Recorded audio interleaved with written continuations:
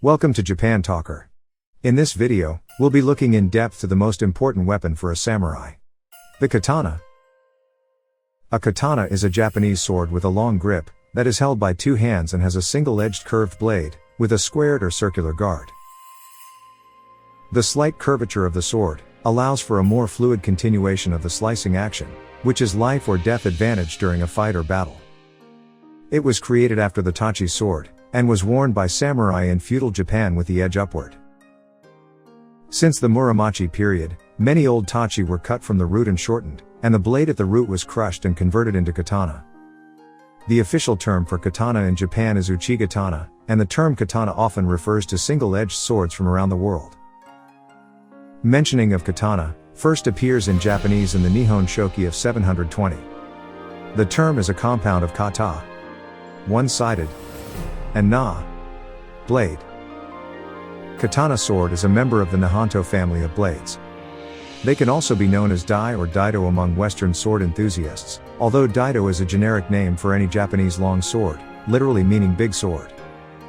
The katana is generally defined as the standard-sized, moderately curved Japanese sword with a blade length greater than 60.6 centimeters, which is 23.86 inches.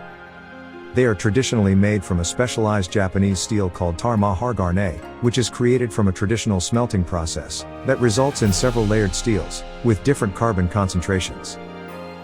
This procedure assists in cleaning out impurities and balancing the steel's carbon content. The age of the steel plays a role in the ability to remove impurities, with older steel having a higher oxygen concentration, being more easily stretched and rid of impurities during hammering, resulting in a stronger blade. To eliminate most of the variances in the steel, the smith starts by folding and fusing portions of the steel repeatedly.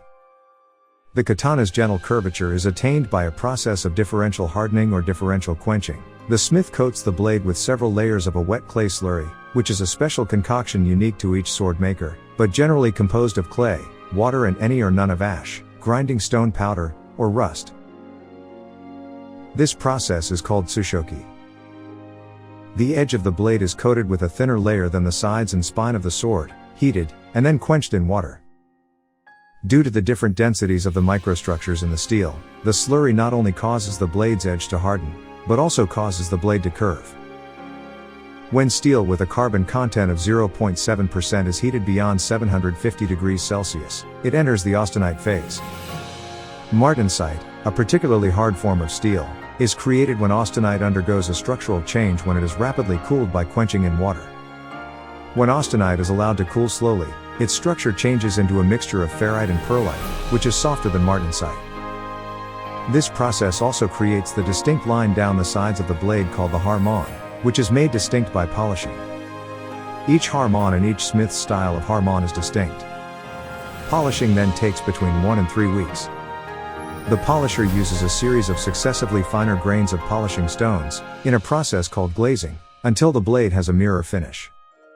However, the blunt edge of the katana is often given a matte finish to emphasize the harmon. Multiple sword world records were made with the katana, and verified by Guinness World Records. Historically, katana have been regarded not only as weapons but also as works of art, especially for high-quality ones. For a long time, Japanese people have developed a unique appreciation method, in which the blade is regarded as the core of their aesthetic evaluation, rather than the sword mountings decorated with luxurious lacquer or metal works. I hope this short video has provided a little more information regarding the katana sword of Japan. If you like this video, please subscribe to the channel for more videos about Japan. Japan Talker. Always talking about Japan.